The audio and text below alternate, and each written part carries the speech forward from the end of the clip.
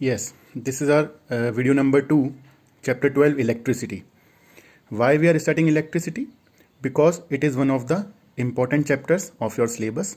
There are total 5 or 6 chapters out of 16 which constitutes maximum marks in the board examination, like in physics, electricity, in chemistry, periodic classification of elements and carbon and compounds, in biology, how organism reproduce, and heredity evolution. So first of all, we will try to finish these chapters which contains maximum marks from the board examinations point of view. That's why we are starting electricity. After electricity, this is the physics part. We will take another chemistry chapter and then bio chapter, like alternate sequentially, physics, chemistry and bio. Now today in this lecture number 2nd, let us see the topics which will come in this chapter, that is electricity, about electricity, charge, electric current, electric potential and potential difference. These are the topics of this chapter. In this chapter, these all topics will come.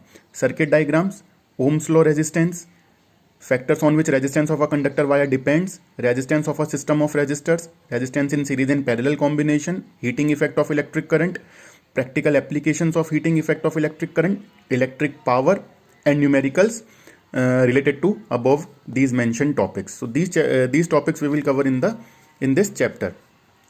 Now first of all, let us see what is electricity. Before starting chapter, we must know that what is electricity. Study of charges is called electricity. Now charges can be of two types, positive or negative. You know, an example of negative charge is electron.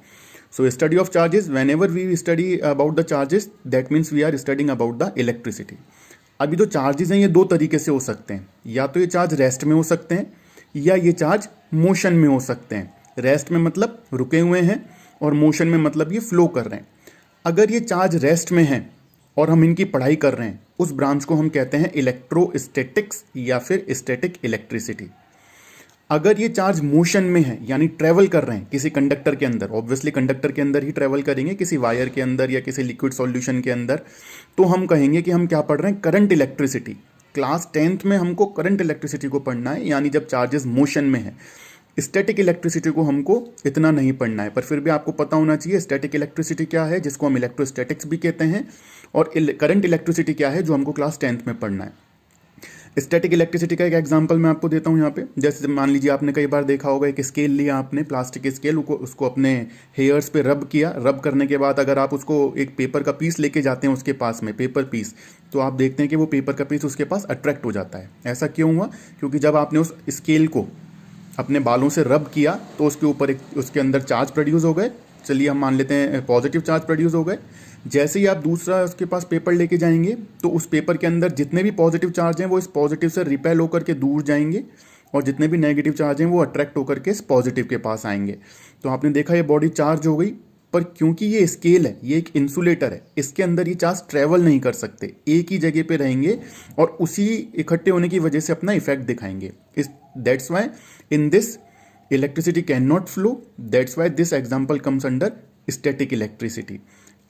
और जो wire में current flow होता है उसके अंदर हम देखते हैं कि इलेक्ट्रिक करंट फ्लो होता है, चार्जेस फ्लो होते हैं। इलेक्ट्रिक करंट क्यों फ्लो होता है? चार्जेस के फ्लो होने की वजह से, इसलिए हम इसको कहेंगे कि ये करंट इलेक्ट्रिसिटी का एक एग्जाम्पल है।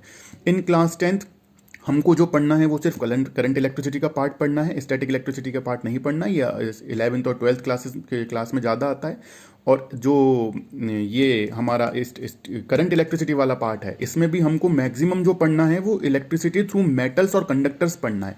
इलेक्ट्रिसिटी यूँ तो इलेक्ट्रोलाइटिक सॉल्यूशंस में भी से भी फ्लो हो सकती है, अलॉयज में से भी फ्लो होती है। अगर इलेक्ट्रोलाइटिक सॉल्यूशन है आपके पास, आपने एक सिंपल वाटर में सॉल्ट को मिला दिया तो उसमें भी पॉजिटिव और नेगेटिव आयंस बनते हैं। गैसेज में से भी फ्लो हो सकती है, आर्गन गैस जो हमारी ट्यूबलाइट में होती है। पर हमको क्लास 10th में जो पढ़ना है वो सिर्फ हमको मेटल्स और कंडक्टर्स में से पढ़ना है। Thank you.